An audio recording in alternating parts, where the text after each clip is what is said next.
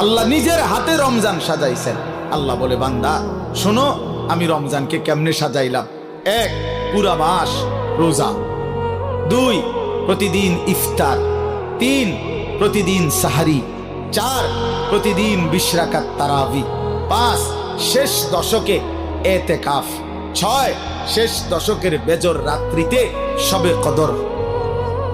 এরপরে 7, একটা নফল একটা ফরজের সমান। 8, একটা ফরজ 70টা ফরজের সমান। 9, প্রথম দশক রহমত। 10, মাঝখানের দশক মাগফিরাত। 11, শেষ দশক জাহান্নাম থেকে মুক্তি।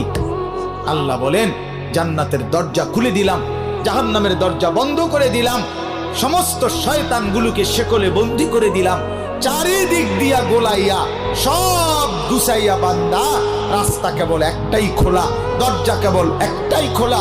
পুরা রমজান রাতে আসো, দিনে আসো, দুপুরে আসো, শুধু আমার গোলামি করবা, গুনাহ ছেড়ে দিবা, আর একটা দরজা দিয়েই সবাই ঢুকবা। শুধুই জান্নাত, শুধুই জান্নাত, শুধুই জান্নাত, শুধুই জান্নাত।